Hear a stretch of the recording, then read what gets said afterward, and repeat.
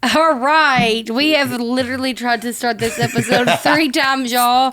Between Listen. crazy dogs and this stupid microphone I can't never get to work. We are back for another episode of Stay Ready Supply. We have missed a few weeks. You've had a lot going on. What have you had going on? Man, I've had a ton going on. So March the 12th, I was at South by Southwest, which was an amazing opportunity. Don Reddy, Indie Tribe, Derek Minor. That's crazy. Then the next week, I was in Nashville doing some album promo. Then the next week, me and you were in Philly doing some album promo. And then the next week, I was in Tampa and Atlanta. Like, yo, slow and down. Then what happened this past weekend? Oh, this past weekend, yeah. So this past weekend was the It Must Be God experience. And Goodness. What else happened this I dropped weekend? the album. You dropped an album. Isn't that crazy? That's crazy. It's crazy. So anytime you drop an album, there's so much stuff to get done. And like we wanted to do live streams. And we're realizing like these things are really hard to throw in a busy schedule. Like it's really tough. And then because we can't get enough chaos, we decided to get a new puppy. Yeah, so we got a new dog, last week or the week before last? Her name's Molly Kate. Yeah, so absolutely crazy last couple of weeks. And it's just been a lot. So we took a few weeks off the pod, but we didn't take a few weeks off. We just took a few weeks off the pod. Yeah. There was still no days off. No, not at all. So, but we want to get way more consistent. Like I'm hoping we can go 12 weeks without a break. That would be good. We better get to recording 12 episodes tonight. Yeah, you know what I'm saying. So,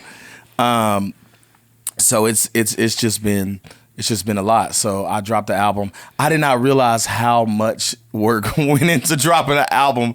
And like Sunday, like after the Must Be God experience and I dropped the album, I was exhausted. Mm-hmm. Like you took a nap, I laid around, and I rarely ever lay around, like just be laying around. Yeah, we were just chilling all day on Sunday. We had a great day. We went and got ice cream and just chill. Just chill. And then yesterday was kind of more of the same of just chilling. I did some work on my social medias and stuff.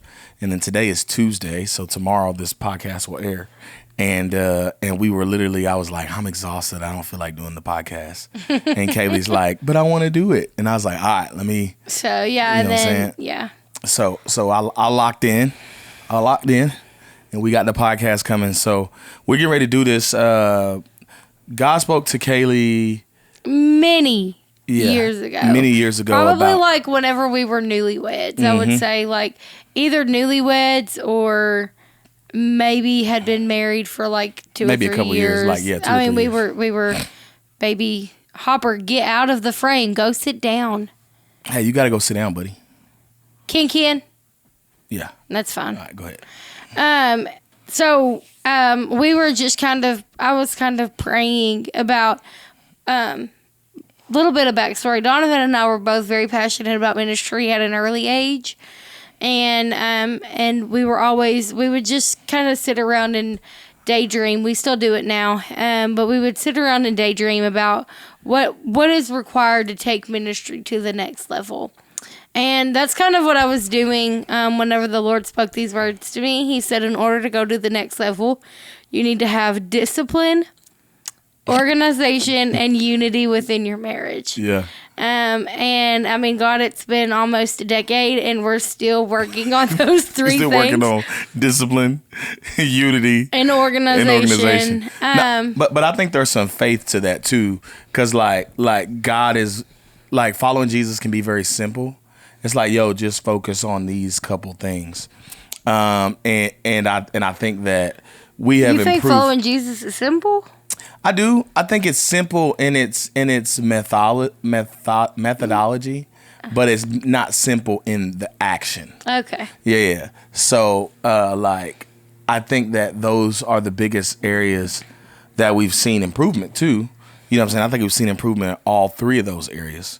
But we're gonna do 3 pods where we break down each one and kind of where we're at with it, where we're at with each one.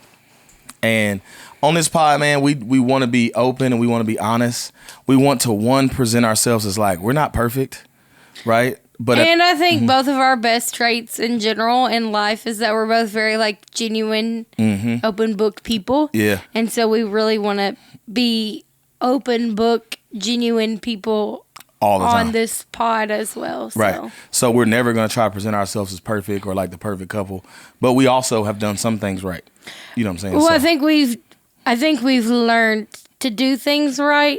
I think people, I mean, even that guy in the video you posted today, he was like, you seem like you really love your wife.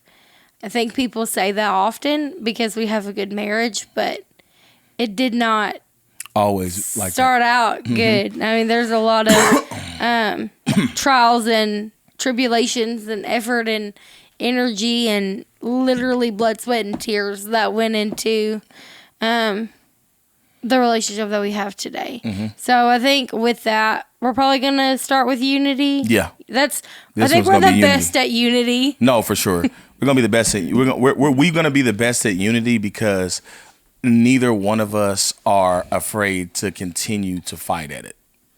Yeah. Right? You know what I'm saying? Like to me unity is like forming as a group and figuring out how to gel. And it's going to be hard for us not to do that because we talk through everything.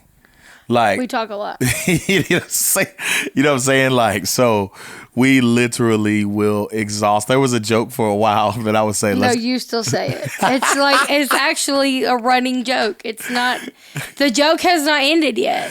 Yeah, but I be saying like, we got to get our 3 hours in tonight. No, you say you got to get your 3 hours in. I know. Get your 3 hours in. Get your 3 hours in. You know what I'm saying? Because I need to talk. The average woman says like a lot of words a day. It's like, I think it's like 40,000, 20 to 40,000 words a day, something like that. I think that I say probably like you be 80,000. You be multiplying that joint for sure. 40 to 80,000. I talk a lot. But the one thing I do love, like, and I seen it yesterday. So Kaylee we went to the grocery store. Was it yesterday or the day before yesterday? One of the days. And this lady wasn't able to pay for her groceries. And Kaylee bought her groceries because her card was messing up. And Kaylee was like, "Are you mad at me because I paid for her groceries?" But it was like, I didn't say this, but it was one of the cutest things of her buying those groceries because I seen the little girl Kaylee. The Kaylee that talks a lot is the little girl innocent Kaylee. You know what I'm saying? And I love her. Like, I love the little, and you get ready to cry. That's sweet. I love the Edit that part out. Yeah. I love the little girl, the innocent little girl, Kaylee. You know what I'm saying? So I think that's what has been probably the stem of some of Kaylee's biggest pain is because I think she has had pure intentions and people have perceived her as not having pure intentions. You know what I'm saying? And she has really just wanted to love people and love Jesus. And people perceived her as like wanting to be prideful or evil. You know what I'm saying? So that's why I'm always like, okay, I got to protect her because she's that little sweet Kaylee. Mm-hmm. You know what I'm saying? So she was like, "Are you mad at me?" And I'm sitting there and thinking in my head, like, I can never be mad at you. Like, you're the same sweet little girl. Like, you know what I'm saying? Like, you're the same girl. But unity has been something that's been easier for us to work at because I think unity starts with communication. I think, too, like, you can always be more disciplined. Mm-hmm. You can always be more organized. But, like, there is a point in unity where you're like, oh, like, we're a united front. Yeah, like, we locked in. Yeah, like, you can kind of see, we're unified. Mm-hmm. Whereas with discipline, you're like, oh, I need to work harder in this area. I need to be more consistent at the gym. I need to be more consistent with how I'm eating. I need to be more consistent with this. I need to be more. I need to be more organized. My pots and pans are out of place. Like, there's always more that you can do with discipline and organization. But eventually you get to a place, I feel like, in your marriage where you're like, oh, we're locked in. You're usually always on the same page. Mm-hmm. And if we're not, we get there. We know how to find it. Yeah. Mm-hmm. Yeah, and I think that for people out there that struggle with unity, here's the thing that I always know. Like, even whenever we're arguing, I always remind myself, like, I'm like, yo, I know that this woman loves Jesus. Sure. You know what I'm saying? And it's like, so I'm not sitting around. That's not a concern of mine. Right. Right. So if there may just be a discomfort or something she's feeling that she doesn't like, and I got to figure out what that is. Usually, I would say our disagreements are probably over finances. Mm-hmm. I think time, how we spend our time and how we spend our money is where we disagree the most. But for people who don't know us, because a lot of people do, a lot of people who listen to this podcast know us, but they don't know 10 years ago us. So what was marriage like before there was unity? Like, what were those early years of marriage like for you? Chaos, selfishness. You know what I'm saying? Insanity, right. Yeah. I think there was a point where we weren't living life thinking about the other person. I can definitely speak for myself. No, that's not true for me. I think that's why there was a collision. Because, so to paint a picture, when we first got married, we had one car. Donovan was doing every single thing that he could possibly think of to do. He was a youth minister, and Don Reddy was picking up, and he was coaching his brother's basketball team. I was out here with it. And we had one car. I was trying to go on tour. So, like, every place that Donovan went, I had an option. I can go, or I can sit at home by myself because we have one car. And I think that was, like, probably where, like, the discontentment started. But then we ran out of money. And then it was like, oh, we're not doing good. So yeah, and I think for me, I was mentally unwell. Yeah, There's also and that. I think for me, I will say this: I don't think single people know how selfish they are until they get married. Like, I genuinely don't think that, because when I got married, I started to see how much pain I would cause you with a decision I made. And I'm sitting there like, oh my God, that is so selfish. Like, embarrassingly selfish. Yeah. Like, I was like, yo, And this that is was crazy. So, like, Donovan would do something selfish, and I would be like, okay, now I have to match it with crazy. And I just, can I tell the spaghetti story? Oh, sure. That's hilarious. Okay, this is so funny, but also, like, so dramatic and just an example of how toxic we were to one another. So I, because I had an extreme amount of church hurt and I was already, like, struggling in marriage, I just sank into this deep depression. And it was like a struggle for me to get out of the bed.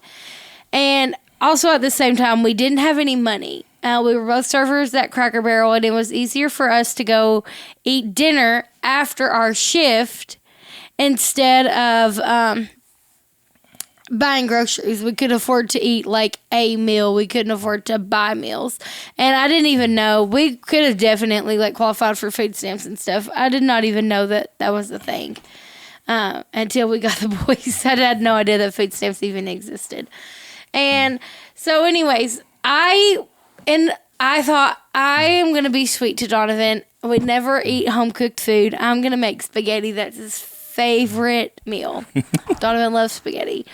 And Donovan came home from work, and I was like, I made you spaghetti. And he said, you've been at this house all day, and all you've done is make freaking spaghetti?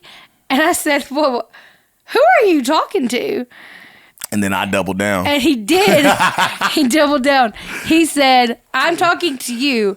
What do you mean you've been sitting at this house all day and all you've done is make spaghetti? Well, me, I'm like, I don't even want to get out of the bed and brush my teeth. Like, what do you mean all I did was make spaghetti? That's a taxing task whenever you're struggling with depression. Bruh, and how selfish So as he's like talking, hold on. As he's talking, doubling down, he's scooping spaghetti onto his plate. And I can feel like my blood boil starting in my feet. My whole body just gets hot. I can tell I'm about to lose my mind. So as he sits down at the table, spaghetti in front of him, still running his mouth, I said no words. I walked up to his spaghetti plate. I picked up his spaghetti, fork and all, with my bare hands, walked it over to the trash, threw it in the trash, and then I went and washed my hands. I said, you can go get your own dinner now. Donovan said, did you just grab that spaghetti with your hands and throw it in the trash? I said, yes, I did. Now find your own food for dinner. And I went. That's crazy. I went and laid down. That's crazy. Went back to bed. That's crazy. How selfish of me to... That's like insanity. That's one of the milder things. That was crazy. But like, I'm like, how selfish of me to, not even think about the fact that you like spent your time cooking. You know what I'm saying? Money. Mm-hmm. And just to be like, yo, all you did all day was just sit around here but I was young, dumb, and married. You know what I'm saying? Young, dumb, broke, and married. You know what I'm saying? So I didn't think about, how selfish it was to be like smart and rude about you spending your time to do something. And then, but it was actually funny when she picked up the spaghetti and then she washed her hands like she didn't do nothing. I still didn't say words. Yeah, she didn't say nothing. And I would just sitting there like, mouth on the floor. Did she just grab the spaghetti off the plate? You know what I'm saying? like I'm just sitting there going crazy. That's crazy. So it's wild. So like that's an example of like us just really lacking unity. And to me, like I'm like, how do you get to unity? Like I'm like, how do you get there? You know what I'm saying? I think that you have to learn to be of one mind and one heart. How do you feel like you I know our answers are going to be different. Mm-hmm. So you answer like how you feel like you got to unity. Yeah, I think it was all about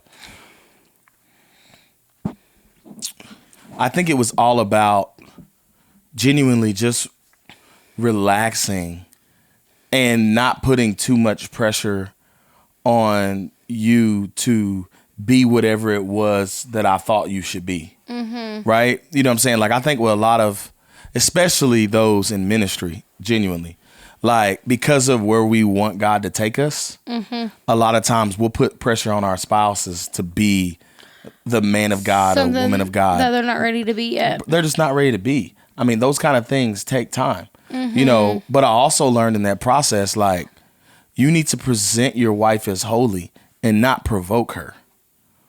Right. So like there was times like, just to talk about my selfishness, I was coaching basketball and like you would ask me like, can you stop coaching basketball? You know what I'm saying? And then like I would go season after season still coaching because I had this desire on the inside of me to coach. You know what I'm saying? Like, and I think that's a provoking of your wife to continually do the opposite of what your wife is want you to do. I think that is a continued provoke. Mm-hmm. You know what I'm saying? And I'm like, you can't be unified like that. Like you just can't. And regardless of how bad you have a desire to do something, I think I have learned through marriage and through us finding unity that it is way better for me to relax and be like, yo, what do you desire? What do we do? You know what I'm saying? Like, and we don't get it perfect, but we're way, way, way better than where we were. You know what I'm saying? And I think it's all just about like, bro, relax. Like, God is going to mold us into the people that we need to be in order to accomplish his purpose. And I don't have to try to speed her up or slow her down. You know what I'm saying? Like, allow God to do the work over time. You know what I'm saying? And just love her. Like that scripture where it talks about like presenting your wife as holy. It's like challenging you, because I challenge you probably a whole lot. Yeah. You know what I'm saying? And loving her when you challenge her. You can't challenge her and then not have conversations with her to help her process. You know, does that make sense? Yeah. Like a lot of men are like, you need to do this better. You need to do that better. And it's like, but how do you feel? How is Kaylee? Mm-hmm. Like, if I'm not willing to have those. I think that question, even like, how are you? You ask that almost every day. How are you today? You know, you'll ask that almost every day. But I think to be unified, you have to know your people. Like, you have to know each other. Well, I think to be a good leader, I think women desire strong leaders, but that are also like, I'm thinking of a Hannah Montana lyric, but she says, "You're fragile and you're strong, a beautiful and perfect combination." In her song "I Want to Know You" that she sang with David Archuleta, and I think that's what women want. They're like, I want you to be strong, but I want you to be a soft place for me to land to. Almost like a trampoline. Like, I want to know that you're going to hold me up, but I also want to know that whenever I fall down, like, it's not going to be a hard landing. Sure. So, And like, there's this idea we've been talking about I've been talking to you about over the last couple of months of like knowing when to be the lion and knowing when to be the lamb. yeah. That is like one of the hardest things to do as a husband. It's Sure. like knowing when to challenge your wife and push her, but knowing how far to push her, where you don't push her too far, and then also loving your wife. You know what I'm saying? Like, and loving your wife means that, like, there's so many times where I talk to you and I know where the conversation ends, and I could like rush you through it. You know what I'm saying? But I choose to be patient because I know you need the companionship. I'm a verbal and the processor. You know what I'm saying? Like, and I know you need the conversation and the processing. Yeah. So instead of me just being like, oh yeah, I know what you're dealing with, this is the solution. Like, I'm like, oh, what else? Okay. Well, how's that? Okay. Yeah. Like, and I already know where it's going or where it's leading, but I want you to feel like, though, this is a place where I can express, you know what I'm saying, myself and really talk to him about, you know, who I am and what's going on. You know what I'm saying? So I think that's so important when it comes to you. Like, I think communication is one of the biggest pillars of unity. You know what I'm saying? Is you got to be talking, you got to be communicating. I think for me, if you were to say, how did you get to a place of like unity in your marriage? I think one piece of advice that I give every woman who wants to be married, who is married, especially, I think as women, sometimes we can want to control every outcome, especially like whenever things feel like they're out of our control. So you're like, well, if I can control anything, I'm going to be controlling how he spends his time, how he spends his money, how he whatever. And I think one thing that I've learned over the course of time is that I have to give you, if I'm expecting you to lead, I have to also give you space to fail and be like, I feel like I do pretty good at that. I don't know if you would think that or not, but I think I try very hard to give Donovan room to fail because I understand that failure is what breeds success. Yeah, well, failure is one of a great teacher. I mean, you know what God's been dealing with me about as far as financially right now. And I'm like, gosh, I'm just learning a really hard lesson. Yeah. You know, and you're just kind of like, yeah, you are, and I am too. I learned it by default. You know what I'm saying? And like, it wasn't even my lesson. Yeah, you know what I'm saying? But that's what that unity is. That is marriage. You know what I'm saying? Like, that's good. You know, that's what unity is. It's like, yo, if she's struggling, she's not struggling, we're struggling. Yeah. You know what I'm saying? And I think that's that ownership of whatever that is the hard part. You know, like I feel like one of the most like unifying moments in our marriage was whenever you lost your job at Cracker Barrel. Oh yeah. And like they fired him and lied on him and said he was cussing staff out and all, and Donovan like doesn't even cuss, and I mean, it was just like a whole bunch of mess, and he lost his job like 2 days before Christmas. And then on Christmas Eve morning, we get up to go to my nanny's house, and my car doesn't start. Yeah. And we was like, oh, man. We were like, dang, we're like down bad. And I was crying, I mean, visibly upset whenever I got there, and I said, what am I supposed to say whenever people ask why I'm crying? Donovan said, just be honest. He said, Tell them there's a whole bunch of bad stuff happening all at the same time. I didn't know what else to say. I'm just like, just tell them it's a bunch of bad stuff happening at the same time. Like, it's just what it is. You know what I'm saying? But Like, but it was like, I say that's one of the most unifying moments because it was like we were in it together, Yeah. you know, and I didn't get fired from Cracker Barrel. You didn't make my car not start. It was just like, dang, like both of us really out here just struggling. Yeah, it was crazy. But I mean, we were in it together, and then we walked into my nanny's house that day, and then our pastor, who's also my uncle, gave you like $500 like from the church for Christmas, and so Yeah, it was crazy. it was the favor of the Lord. Bro, what? Another thing that unity that goes along with unity is, oh man, I lost my train of thought. I can pick up. Go ahead. So my another train of thing that I had to learn in order to be unified with Donovan is that my identity doesn't come from Donovan. Yeah. I think sometimes whenever you get married, especially if you're like me and you grew up with parents who did everything for you all the time, like my mom and dad, I mean, great parents. They made mine and Dylan's life way easier than they had to, for sure. Even when we never felt the pain of their struggle. I mean, they were really good at shielding us from the hard things that they were dealing with in their own finances or in their own marriage. Like, I mean, they did a really great job at that. And so whenever I got married, I carried that same expectation into marriage, like as if like Donovan should just shield me from all the hard things like my dad did.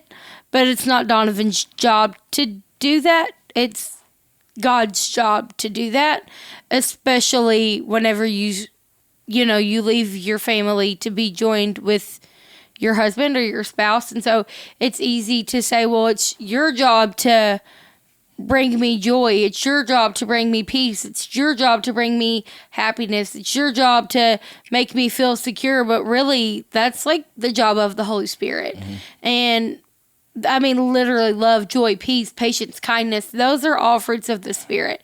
And for us to think, well, I would be more kind if you were more of this, or I would be more patient if you were more of this. It's like, no, you should be kind, patient, joyful. Already. Because you have Jesus instead of looking to Donovan to make me feel a certain way. And I still struggle with that. To an extent, sometimes I'm like, well, you're just making me so mad, or, you're just getting on my nerves or whatever. But really, I need to do better in that and having more of an attitude of like peace and joy, regardless of whatever you got going on. Because my identity doesn't come from Donovan. It comes from Jesus. Jesus is who allows me to be kind and loving and patient and peaceful. And I think sometimes when we first get married, especially if we don't have a super tight relationship with the Lord, we look to our spouse to be what Jesus should be. Yeah. And they're not God. Like, as good as Donovan loves me, his love is gonna fail. Yeah. Because it's human. And I think whenever I submitted myself to that reality, so like I would say, I can't even remember a time in our marriage whenever I'd be really frustrated with you, and I would just be like, I am worthy of love, and it was like, to you were like, nobody ever said you weren't. Right. But it was like me reminding myself, no, Jesus loves me for me, even though I feel like he's not loving me very well right now. Does it make sense? No, it does. No, it does. Yeah. I think that that's a very powerful thing. I think that that's whenever you realize that you already have love, joy, patience, peace, all that. That's where the superpower of marriage actually gets to come in. Mm-hmm. I think that that's where it leads, because then whenever you don't feel as content, or days on that you don't feel, or days that you're going through, you have someone that has spiritual truth on the inside of them that can speak life into you. Absolutely. You know what I'm saying? Like, I learned the superpower of marriage whenever I was in that hospital. I seen it firsthand. I was like, oh, snap. You know what I'm saying? Our marriage is infinitely better now too, because of cancer. You know, so I'm like, yo, hold on. This woman, I'm not able to do for myself. Sure. And I have someone who is able to do for me. Mm-hmm. Like, I was like, oh, snap. I've never had that. Mm-hmm. You know what I'm saying? Well, you never needed it. Well, I've never needed it. You know, and then I'm like, that God, that is powerful. You know what I'm saying? Like, well, when one man falls into a pit, there's another man, you know, that's able to pull them out of the pit. You know, that's one. And then another thing is, I think before the hospital, and I can say this very confidently, before the hospital, I don't know that I valued your opinion as much as I do now. That's true. Like, well, there were a lot of other events that transpired that made my opinion louder. Yeah, 100%. So that had nothing to do with physical. Right. So I because I seen the hospital, like I seen and I was like, oh snap. Like, and then whenever I got out, I'm sitting here like, God gave me this revelation of like, yo, Don, this woman that you have is your gift from the Lord. Like, she literally sits around and thinks about, I think about all the things you complain about. Mm-hmm. They're all about how to make our life better. Mm-hmm. Like, literally. Yeah. Like this stuff, the refrigerator's messed up, the floor's messed up. They're all like, she's just pointing out, show you how to make our life better. Yeah. Like you know, we see it as like, oh, I gotta fix the floor, or I gotta look at this refrigerator. Like, right, instead of looking at it like, bro, you know, there's somebody that lives in your house that literally is thinking about how to make y'all's life better. Mm-hmm. You know what I'm saying? like it's a real superpower. Or like whenever you're giving your opinion on something that I'm doing in business.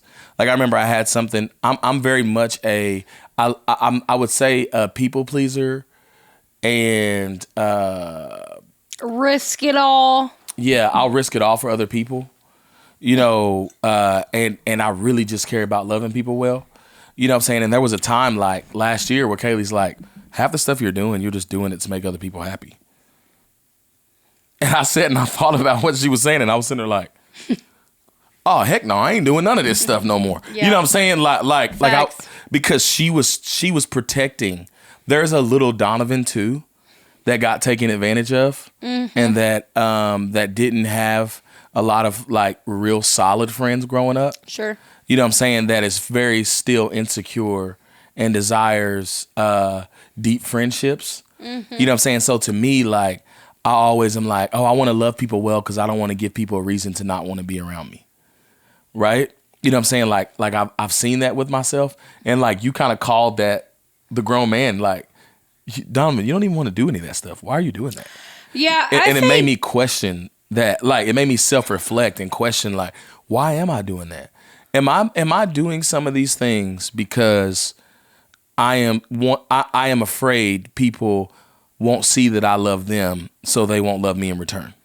Mm-hmm. You know what I'm saying? And then once I kind of sat with that, like God was like, you see this wife I gave you? You see how she helps you reflect? Like, and I really have just found a beauty in like things that I would normally talk to other friends or other people about. Like I be talking to Kaylee about, you know what I'm saying? Like I think I'm just now getting to that place where me and Kaylee have always talked, but I'm talking about like deeper emotions and feelings. Mm-hmm. You know what I'm saying? Like insecurities that I probably ignored for a long time. You know what I'm saying? Yeah, and I think it's innate in me like I have like this fierce passion to protect people that I care about. Mm-hmm. And it doesn't matter who you are. It doesn't matter if you're capable of protecting yourself. Because if I'm around, so you don't have to, don't worry, I got you. Bruh. It's like that, have you seen that TikTok sound where this girl was like, "Oh, Jessica hurt your feelings. Do you want me to be mean to her?" And they're like, "No." And he's like, "Well, don't worry. I was going to be mean to her already." That is hilarious. And that's like, not that my heart is to be mean to people, but my heart is to don't ever let me find out, or don't ever let me hear with my own ears you talk about someone that I'm friends with, because I'm going to shut that down immediately.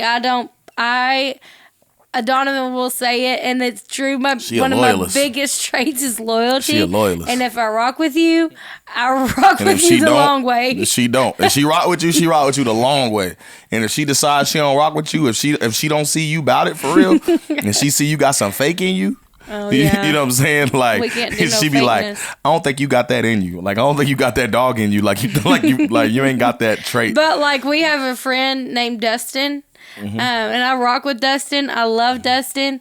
And if somebody other than me tries to be mean to Dustin or talk about Dustin, I'm like, ready. Hey, not while I'm around. Right. She's ready. So, but that's how I am with like my mom. Also, my mom is very passive. And if anybody confronts mom, I'm like, oh, now I've got to defend mom. Yeah. But I feel that Donovan is very capable of defending Donovan. But if I'm around, Donovan doesn't have to defend Donovan. Yeah, that joint, she be ready. I'm trying to tell y'all. Hey, if you want to run into a bear, hey, try to mistreat your boy. You're going to run into a bear quick, because she is not afraid to hurt your feelings fast. You know what I'm saying? So off of one of the people she loved, you know what I'm saying, that joint dead. My heart isn't to hurt feelings. But No. I mean, I think you're a sweetheart at heart, but you will. There's very few people on this planet that I'm afraid to go toe to toe with. Yeah. So, but I think that's all of that plays into some of the reasons that I love marriage. I've come to love marriage so much, because that unit is power. You know, like, I don't know if that makes, like, it's literally power. You could be struggling one day, I'm able to lift you up. I could be struggling one day, you're able to lift me up. You know what I'm saying? Like, or you just, sometimes you just so good at saying stuff that make me think about it differently. You know what I'm saying? And you're smart.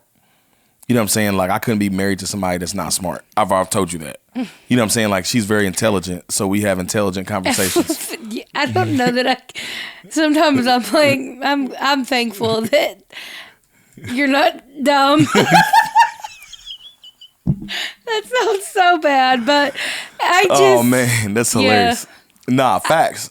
But what's funny is that we be talking, I'll be like, why you acting like you don't understand what I'm saying? You smart. I do that to you too. I'm like, don't sit here and play dumb, boy. He said, don't act stupid like you don't know now.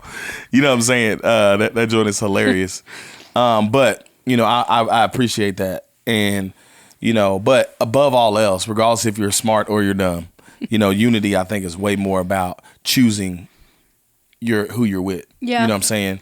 I think unity is not about choosing who you're with. It's about choosing the person that you decided to be with every single day. Every day. Yeah. Yeah. Every day. And aligning in unity with those people. You know, we're constantly evaluating what are your goals? What are your goals? What are our goals? Where do we have common ground? What are we working toward? That's why we started this podcast. That was like a common goal. We wanted to figure out how can we reach more people and be more effective than just doing kids' church and playing the piano on Sunday morning. Yeah, and do it together. Something right. That we both did how together. Can we do something together? And we're like, oh, we'd like to talk. Yeah, let's do a podcast. Regardless if 5 people listen or 5,000. And I think like we're consistently at 45 views. So. Yeah, hey, it's 45 of y'all out there that rock with us. You know what I'm saying? So y'all keep rocking with us. We gonna keep the pod going. Actually, if you rock with us, press the share button so that more people can rock with us. Yeah. Share, share, comment. Stay Ready Supply Pod. The merch, we're gonna have to give away some merch on the next pod. Oh yeah, we're behind. We are behind, so we're gonna have to give away some merch on the next pod. But that's the first one, unity, and then what's the other two? Organization and discipline. Yeah, we're gonna do discipline last. That one hurts. That one is still a struggle. Yeah, so we'll do organization next. But we We thank y'all for joining the podcast. I had fun on this episode, so it's fun to talk. It Anyways. is just fun to talk anyway. So we'll see y'all on the next one. Let's get it.